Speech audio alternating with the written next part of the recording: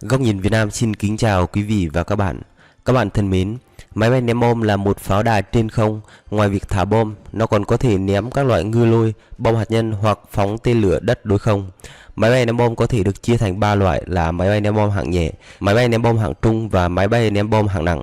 Máy bay ném bom hạng nhẹ nói chung có thể mang từ 3 đến 5 tấn bom, máy bay ném bom hạng trung có thể mang từ 5 đến 10 tấn bom và máy bay hạng nặng có thể mang từ 10 đến 30 tấn bom. Các máy bay ném bom của Trung Quốc được sử dụng để thực hiện các nhiệm vụ tấn công chính xác tầm xa, tấn công hạt nhân, hỗ trợ mặt đất, thâm nhập, chống hạm và chống tàu ngầm. Theo xếp hạng của Forbes ngày 16 tháng 12 năm 2020, Không quân Nga hiện có 135 máy bay ném bom, Không quân Trung Quốc có khoảng 230 máy bay ném bom, còn Không quân Mỹ hiện có khoảng 156 máy bay ném bom. Lực lượng máy bay ném bom của Mỹ hiện đang bị cắt giảm và đang có kế hoạch cho máy bay ném bom B-1B nghỉ hưu lần lượt, chỉ để lại máy bay ném bom B-52 và B-2, cũng như đang đẩy nhanh phát triển máy bay ném bom B-21. Ngược lại, ở Trung Quốc, Không quân Trung Quốc đang tăng nhanh số lượng máy bay ném bom trong biên chế. Hiện tại, số lượng máy bay ném bom của Không quân Trung Quốc đã vượt quá 230 chiếc và vẫn đang tiếp tục tăng lên. Hôm nay, chúng ta hãy cùng nhau tìm hiểu các loại máy bay ném bom được trang bị trong Không quân Trung Quốc cho đến nay. 1. Máy bay ném bom hạng nặng Tu-4. Máy bay ném bom đầu tiên được Trung Quốc giới thiệu là máy bay ném bom hạng nặng Tu-4 nổi tiếng. Tu-4 là máy bay ném bom chiến lược thế hệ đầu tiên của Liên Xô cũ. Năm 1948, Tu-4 chính thức phục vụ trong Không quân Liên Xô. Ngày 18 tháng 10 năm 1951, Tu-4 thả bom nguyên tử thành công và trở thành máy bay có khả năng tấn công hạt nhân chiến lược. Cuối năm 1949, Liên Xô hứa tặng 12 chiếc Tu-4 cho Trung Quốc và đến tháng 3 năm 1953, 12 chiếc máy bay này được các phi hành đoàn Liên Xô lái đến Thạch Gia Trang và bàn giao cho Trung Quốc. Năm 1956, Tu-4 bắt đầu tham gia chiến đấu thực tế. Sau đó, Tu-4 lại có mặt ở biên giới Trung Ấn trong cuộc xung đột. Nó đảm nhận nhiệm vụ tuần tra và canh gác. Kể từ đó, Tu-4 là máy bay ném bom lớn nhất và tiên tiến nhất của Trung Quốc cho đến khi máy bay ném bom H-6 được đưa vào phục vụ. Năm 1988, Tu-4 kết thúc nhiệm vụ và nghỉ hưu tại ngũ. Cũng giống như nhiều vũ khí khác mà Liên Xô viện trợ cho Trung Quốc vào thời điểm đó, việc sử dụng Tu-4 đã thúc đẩy rất nhiều sự phát triển của Không quân Trung Quốc vào thời điểm đó. Tu-4 được sử dụng ở Trung Quốc vào thời điểm đó vẫn còn tương đối tiên tiến, nhưng với sự phát triển nhanh chóng của công nghệ, máy bay phản lực bắt đầu được đưa vào biên chế với số lượng lớn và nó nhanh chóng bị lỗi thời. Số lượng Tu-4 vốn đã ít, một số lại được sử dụng cho mục đích khác, phụ tùng thay thế không đủ. Tỷ lệ phi công tham gia bay thấp nên rất hiếm khi thấy Tu-4 bay. Do những hạn chế của môi trường chiến đấu khi đó, các nhiệm vụ ném bom chiến lược mà Tu-4 có thể thực hiện cũng rất hạn chế. 2. Máy bay ném bom Thủy Oanh 5. Thủy Oanh 5 là một phi cơ, máy bay ném bom chống ngầm đầu tiên được Trung Quốc phát triển vào những năm 1970. Nó được thiết kế bởi Viện Nghiên cứu Máy bay đặc biệt Trung Quốc và được sản xuất bởi công ty chế tạo máy bay Cáp Nhĩ Tân. Nó có nhiệm vụ trinh sát, tuần tra và cảnh báo khu vực biển, tìm kiếm và chống tàu ngầm, đồng thời có thể theo dõi và tấn công các tàu nổi. Máy bay này là một trong những thủy phi cơ lớn nhất thế giới, với các tính năng như bay tầm xa, độ cao cực thấp, hoạt động trong mọi thời tiết và trọng tải lớn. Thủy Oanh 5 là một thủy phi cơ được biên chế trong Hải quân Trung Quốc. Nó là một loại máy bay đa năng có thể sử dụng để tuần tra hàng hải, máy bay chống tàu ngầm, máy bay ném bom và máy bay vận tải.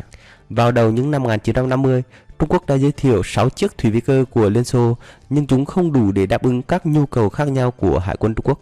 Nên tháng 12 năm 1968, Trung Quốc đã thông qua kế hoạch phát triển thủy phi cơ Thủy Oanh 5. Công việc nghiên cứu và phát triển do Viện Thiết kế Thủy phi cơ và nhà máy máy bay Cáp Nhĩ Tân phối hợp thực hiện. Lô đầu tiên gồm 3 chiếc máy bay được sản xuất thử nghiệm cho chương trình này. Vào tháng 2 năm 1970, thiết kế tổng thể của Thủy Oanh 5 được hoàn thành và bắt đầu sản xuất thử nghiệm. Vào tháng 12 năm 1973, quá trình lắp ráp cuối cùng của Thủy Oanh 5 cho chuyến bay thử nghiệm đã được hoàn thành. Sau năm 1986, loại máy bay này được chuyển giao cho Hải quân Trung Quốc và bắt đầu phục vụ trong quân đội Trung Quốc. Hiện nó đã dần ngừng hoạt động và được thay thế bằng thủy phi cơ lớn nhất thế giới AG-600 sắp được trình làng. 3. Máy bay ném bom H-5. Máy bay ném bom H-5 là máy bay ném bom hạng nhẹ cần âm do công ty máy bay Cáp Nhĩ Tân của Trung Quốc thiết kế và sản xuất. Dựa trên máy bay ném bom Il-28 của Liên Xô, nó có thể thực hiện ném bom chiến thuật và tấn công dưới nhiều điều kiện địa lý và thời tiết phức tạp khác nhau. Việc chuẩn bị để sản xuất mẫu thử nghiệm cơ bản bắt đầu vào tháng 1 năm 1963 và chuyến bay thử đầu tiên diễn ra vào tháng 9 năm 1966. Tháng 4 năm 1967, máy bay ném bom H5 đã vượt qua vòng thẩm định cấp quốc gia và được đưa vào sản xuất hàng loạt. Sau đó, nó được trang bị cho không quân Trung Quốc. Loại máy bay này đã ngừng hoạt động vào năm 1984 và có tổng cộng 545 chiếc được sản xuất. H5 đều đã rút khỏi chuỗi chiến đấu cơ đang hoạt động của không quân Trung Quốc vào tháng 5 năm 2009. 4. Máy bay ném bom H6. Máy bay ném bom H6 là một máy bay ném bom phản lực hạng trung do Trung Quốc phát triển và sản xuất vào những năm 1950, mô phỏng theo máy bay ném bom hạng trung Tu-16 của Liên Xô. Máy bay này chủ yếu được sử dụng để ném bom chiến thuật và chiến lược, trinh sát, chống hạm, tuần tra và giám sát các nhiệm vụ khác nhau. Hiện tại, nó là máy bay ném bom chiến lược duy nhất đang hoạt động của Không quân Quân Giải phóng Nhân dân Trung Quốc. Nó cũng là máy bay ném bom chiến lược nhỏ nhất đang hoạt động trên thế giới. Nó cũng là một trong những loại máy bay có thời gian phục vụ lâu nhất của lực lượng không quân Trung Quốc. Máy bay ném bom H6 được phát triển bởi công ty công nghiệp máy bay Tây An của Trung Quốc vào cuối những năm 1950, dựa vào loại máy bay ném bom phản lực hạng trung Tu-16 của Liên Xô cũ. Máy bay sử dụng hai động cơ túc binh phản lực với cánh gió xuôi. Việc phát triển bắt đầu vào năm 1948 và một số lượng nhỏ trong số đó được phục vụ trong quân đội Liên Xô cho đến năm 1990. Máy bay ném bom H6 là nòng cốt của lực lượng ném bom chiến lược của không quân Trung Quốc, đồng thời nó cũng tiếp tục được cải thiện sức mạnh, hệ thống điện tử hàng không và vũ khí trên không. Việc phát triển thành công H6 đưa Trung Quốc trở thành quốc gia thứ 5 trên thế giới có thể độc lập phát triển máy bay ném bom chiến lược. 5. Các phiên bản của máy bay ném bom H6. Tính đến nay, máy bay ném bom H6 của Trung Quốc có tới 13 phiên bản cải tiến nhằm phục vụ cho các nhiệm vụ tác chiến khác nhau, giúp cải thiện đáng kể khả năng tấn công chiến lược của không quân Trung Quốc. Máy bay ném bom H6A. Năm 1964, sau khi Liên Xô rút lui hỗ trợ kỹ thuật, Trung Quốc đã sử dụng các bản vẽ và các đối tượng vật lý thu được, đồng thời sửa đổi một số cấu trúc vật liệu và phương pháp sản xuất theo năng lực công nghiệp của Trung Quốc vào thời điểm đó để sản xuất nên H6A. Sau khi H6A được thử nghiệm, dựa trên những vấn đề phát hiện trong quá trình sử dụng, Trung Quốc bắt đầu cải tiến hệ thống ném bom tự động của phi công vào năm 1970 và các chuyến bay thử nghiệm hoàn thành vào đầu những năm 1980 và H6A bắt đầu được đưa vào trang bị trong quân đội Trung Quốc. Máy bay ném bom H6B. Năm 1972, Trung Quốc đã phát triển máy bay trinh sát H6B trên cơ sở H6A. 3 camera trinh sát quy mô lớn được lắp đặt trong khoang chứa bom bụng nhằm đáp ứng nhu cầu trinh sát từ xa, dẫn đường, liên lạc, điều khiển và tự động hóa cũng được cải thiện. Do sự phát triển chậm của các thiết bị trên không, chuyến bay thử nghiệm đầu tiên được hoàn thành vào năm 1978 và mẫu được hoàn thiện và trang bị vào năm 1979. Máy bay ném bom H6C. Máy bay ném bom H6C là máy bay gây nhiễu điện tử, được phát triển vào năm 1977 trên cơ sở H6A. Các thiết bị gây nhiễu chủ động và thụ động cũng như thiết bị phát hiện và đối phó radar đã được lắp đặt ở bên ngoài của thân máy bay. Quá trình phát triển bắt đầu vào năm 1977, bay thử nghiệm lần đầu vào năm 1980 và đưa vào hoạt động vào năm 1983. Máy bay ném bom H6D. Vào cuối năm 1967, việc phát triển H6 như một máy bay tấn công tên lửa chống hạm chính thức bắt đầu. Việc phát triển bị đình chỉ vào năm 1969 do ảnh hưởng của cuộc cách mạng văn hóa ở Trung Quốc. Năm 1975, việc phát triển máy bay cường kích tên lửa H6 một lần nữa được đề xuất. Do gặp khó khăn trong việc phát triển máy bay cường kích tên lửa cho không quân nên Trung Quốc đã chuyển sang phát triển máy bay cường kích tên lửa H6 theo yêu cầu tác chiến của Hải quân Trung Quốc. Máy bay tấn công tên lửa H6D lần đầu tiên được phát triển vào năm 1981, nó bay lần đầu tiên vào năm 1985 và bắt đầu sản xuất hàng loạt vào năm 1985. Ném bom H6I. Tháng 6 năm 1970, Trung Quốc đề xuất kế hoạch sửa đổi H6 để thay thế hai động cơ phản lực Turbojet-8 bằng động cơ phản lực cánh quạt Rolls-Royce MK512 của Anh. Việc sản xuất các bộ phận và các thành phần liên quan đến thay đổi động cơ được thực hiện trong các năm từ năm 1973 đến năm 1976. Đối với các cuộc thử nghiệm khác nhau, việc lắp ráp cuối cùng được hoàn thành vào tháng 11 năm 1977, chuyến bay đầu tiên được hoàn thành vào tháng 1 năm 1978 và chuyến bay thử nghiệm hiệu suất chính được hoàn thành vào tháng 8 cùng năm. Hai chiếc động cơ được đặt trong trục động cơ ban đầu ở góc cánh và hai chiếc còn lại được gắn ở bên ngoài khoang chứa thiết bị hạ cánh bằng cách treo. Phạm vi tăng vọt từ mô hình cơ bản là 5.760 km lên 8.060 km, tăng 40% tốc độ và hiệu suất cất cánh. Mức tiêu thụ nhiên liệu khi bay giảm 25%. Tuy nhiên, do chi phí kiểm soát và chi phí bảo dưỡng tăng cao nên chúng đã vượt quá khả năng chịu đựng vào thời điểm đó. Vào năm 1980, mô hình này đã ngừng hoạt động. Máy bay ném bom H-6U. Năm 1990, Trung Quốc hoàn thành việc sửa đổi chiếc máy bay H-6D thành máy bay tiếp dầu đầu tiên và đặt tên nó là H-6U. Ngày 31 tháng 12 năm 1991, máy bay chiến đấu H-6 và J-8 lần đầu tiên được tiếp dầu thành công và H-6U chính thức đi vào hoạt động vào năm 1995. Mẫu máy bay tiếp dầu trên không do Không quân Hải quân Trung Quốc trang bị được sửa đổi từ mẫu H-6D hiện tại. Phần vòm lớn dưới mũi được giữ lại, băng đạn ở bụng được chuyển thành thùng nhiên liệu và mỗi bên được gắn một thùng tiếp nhiên liệu trên không ở dưới cánh.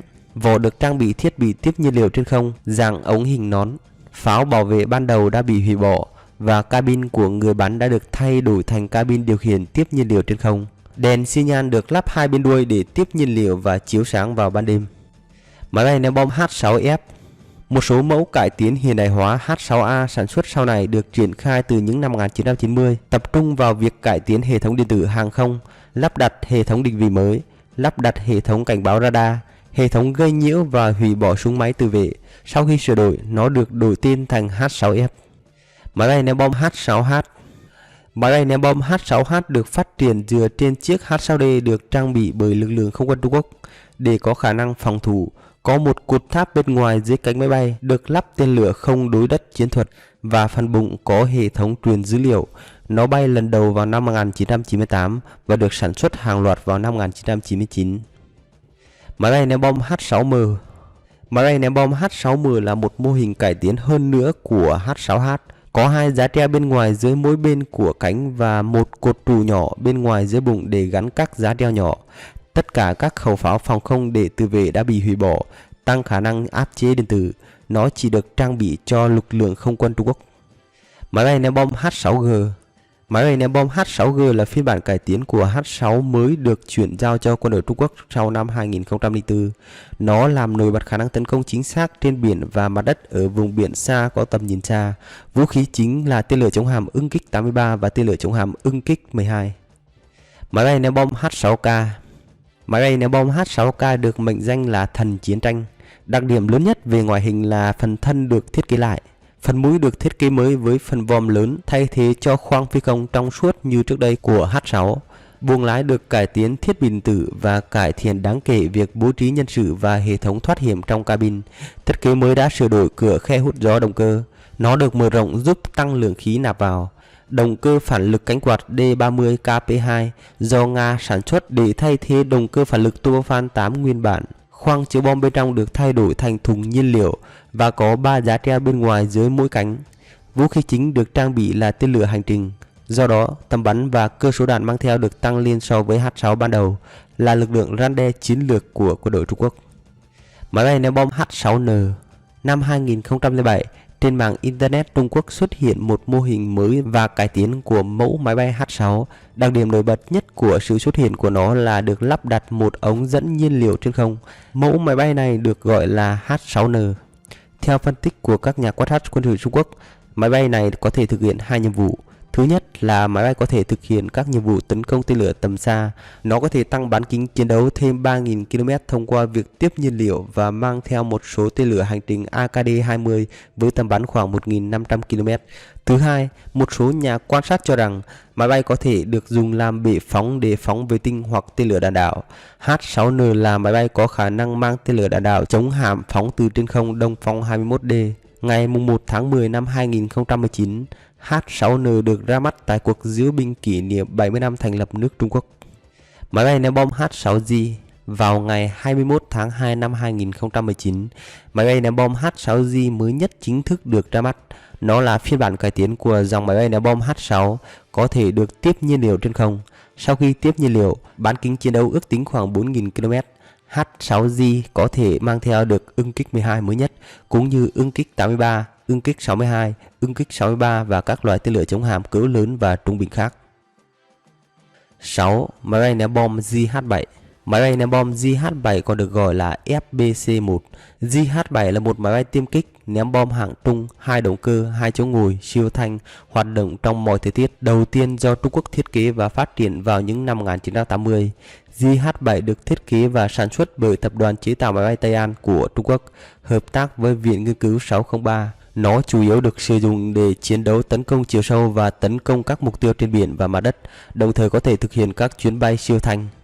JH-7 được phát triển vào năm 1973 và được thử nghiệm lần đầu tiên vào năm 1988. Nó được công bố lần đầu tiên tại triển lãm hàng không Chu Hải vào năm 1998. JH-7A sửa đổi của nó đã được công bố vào năm 2004. Máy bay ném bom JH-7 áp dụng cách bố trí thông thường. Nó sử dụng cánh đơn phía trên, cánh ngoài có rãnh xoắn khí động học và gốc của cánh có các góc, khe hút gió ở cả hai bên. Thân máy bay hình tổ ong, 2 động cơ phản lực cánh quạt MK202 đặt cạnh nhau ở thân sau, có thể cung cấp lực đẩy khoảng 10.000 kg. Máy bay này chủ yếu được trang bị cho lực lượng không quân Hải quân Trung Quốc và là một ngôi sao sáng nhất trong số các máy bay chiến đấu của quân đội Trung Quốc. Kể từ khi được đưa vào hoạt động năm 1992, nó đã liên tục tham gia các cuộc tập trận ven biển, bao gồm các cuộc tập trận trên eo biển Đài Loan. Kể từ khi nó được hoàn thành và đưa vào sản xuất vào tháng 1 năm 1994, các cuộc nghiên cứu về các mô hình cải tiến đã được bắt đầu. Phiên bản cải tiến của JH-7 có thể được gọi là H7A. Thay đổi lớn nhất là thay đổi động cơ MK202 hiện tại của JH-7 bằng động cơ AL31SM do Nga sản xuất. Đây là động cơ tăng cường lực đẩy AL31F của Su-27, giúp nó có thể mang gấp đôi tải trọng bom lên khoảng 10 tấn. Ngoài ra, H7A sẽ có khả năng tiếp nhiên liệu trên không và khả năng vũ khí dẫn đường hoàn chỉnh hơn.